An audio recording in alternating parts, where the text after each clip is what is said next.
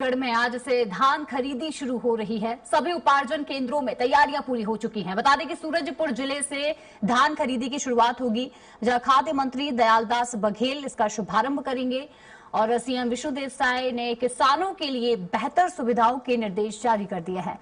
जहां चबूतरों पानी के लिए पानी की व्यवस्था, पीने के लिए पानी की व्यवस्था और दुरुस्त कराने के निर्देश जारी कर दिए हैं। जहां प्रदेश के 2739 उपार्जन केंद्रों में धान खरीदी की जाएगी, जिसे लेकर खास व्यवस्थाएं जो हैं सरकार की तरफ से की गई हैं।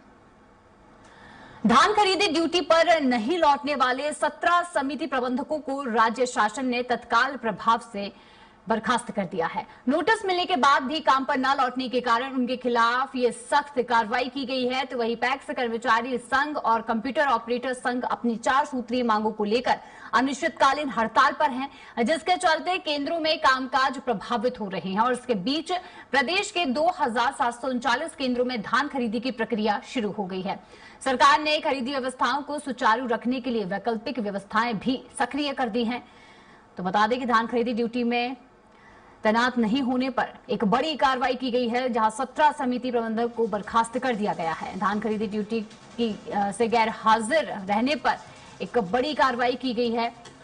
जहां धान खरीदी अब शुरू हो चुकी है, जिसे लेकर खास तैयारियां किसानों के लिए की गई हैं। किसी प्रकार की कोई अव्यवस्थाएं ना हो, जिसे लेकर व्यवस्थाएं की गई हैं। लेकिन अब आपको बता दें कि 17 समिति प्रबंधक जो कि अनुपस्थित रहे, जिसे लेकर नोटिस जारी किया गया था, लेकिन नोटिस का कोई जवाब नहीं देने पर उन्हें बर्खास्त कर दिया गया है। तो एक बड़ी कार्रवाई की गई है, जहां धान खरीदी केंद्रों पर प्रबंधक जो कि गैर हाजिर रहे, उन्हें कहा गया उनकी ड्यूटी पर वे ना रहे, अनुपस्थित रहे, जिसके बाद उन्हें नोटिस जारी किया गया। लेकिन उसके बावजूद भी उन्होंने उस नोटिस का जवाब नहीं दिया, जिसके बाद ये बर्खास्तगी की बड़ी कार्रवाई की गई है।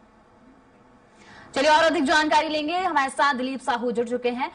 दिलीप, देखिए बड़ी कार्रवाई देखने को मिल रही है समिति के खिलाफ, 17 समिति के प्रबंधकों के खिलाफ, क्योंकि यहाँ पर सरकार ने बड़ी तैयारियां की हैं और उसके बावजूद भी इस तरीके से प्रबंधक वहां पर मौजूद नहीं रहे। ये बड़ा सवाल यहाँ पर खड़ा हो रहा है। जी बिल्कुल शिवा, बता दें कि लगातार जिस तरह से समिति प्रबंधकों की ओर से हड़ताल किया जा रहा है और जो कंप्यूटर ऑपरेटर है और जो समिति के कर्मचारी है वे हड़ताल कर रहे हैं, उनकी 4 सूत्री मांगे हैं। उनका कहना है कि उन्हें साल भर रोजगार दिया जाए। कंप्यूटर ऑपरेटर को अभी तक 9 महीने का रोजगार का प्रावधान था, जिसमें साल भर रोजगार मिलता था, 9 महीने का वेतन सरकार की ओर से दिया जाता था और 3 महीने का वेतन कंप्यूटर ऑपरेटरों को समिति की ओर से दिया जाता था, सहकारी समितियों जिनके माध्यम से धान खरीदी होती है।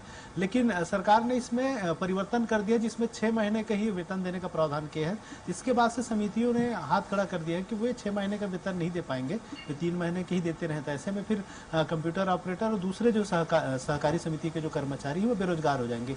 इसी मांग को लेकर वे हड़ताल कर रहे हैं। हालांकि सरकार का कहना है वे नोटिस भी जारी कर चुके हैं और सभी को काम पर लौटने की हिदायत भी दी गई है। इसी कड़ी में कार्रवाइयां भी शुरू हो गई।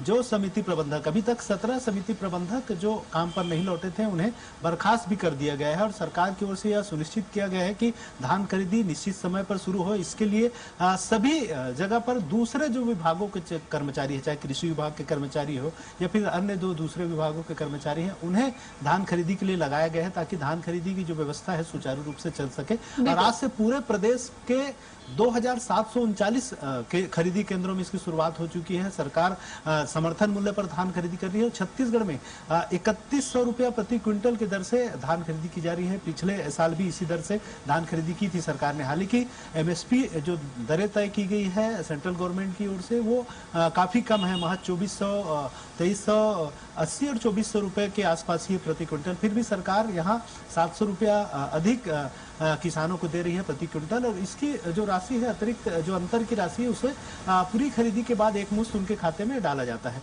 तो निश्चित तौर पे किसानों के लिए अच्छी बात है। और साथ ही साथ क्योंकि किसानों की धान कटाई हो चुकी है, वे सभी अब बेचने के लिए उतारू है, तो ऐसे में जो ऑपरेटर हड़ताल कर रहे हैं, इससे निश्चित तौर पे धान खरीदी जो है वो प्रभावित हो रही है। बहुत सारे जो खरीदी केंद्र है वहां पर व्यवस्थाएं नहीं हो पाई है और कई जगह पर ताला लटके हुए भी नजर आ रहे हैं। ऐसे में देखना होगा कि सरकार और कितनी सख्ती बरतती है और उनकी वैकल्पिक व्यवस्था किस तरह से करती है। हालांकि सरकार की ओर से कहा गया अभी थोड़ी देर पहले ही सीएम विष्णुदेव साय ने धान खरीदी को लेकर मीडिया से चर्चा करते हुए कहा कि कहीं कोई दिक्कत नहीं होने दिया जाएगा सभी जगह पर, क्योंकि आज भगवान बिरसा मुंडा की 150वीं जयंती मनाई जा रही है और इसी अवसर पर आज शुभ दिन है। इसी दिन से प्रदेश में धान खरीदी की शुरुआत की जा रही है। तो निश्चित तौर पर प्रदेश के किसानों को धान बेचने के लिए किसी तरह की कोई परेशानी न हो, इसको लेकर पूरा दिशा निर्देश दिए गए हैं। तमाम तरह की व्यवस्थाएं धान खरीदी केंद्रों में की जा रही है। बिल्कुल दिलीप, देखिए, और जिस तरीके से लगातार सरकार ने निर्देश जारी कर दिए हैं, उसके बावजूद भी जो यहाँ पर लापरवाही देखने को मिली है, गैर हाजिरी जो कर्मचारियों की देखने को मिली है, ये बड़े सवाल खड़े करती है।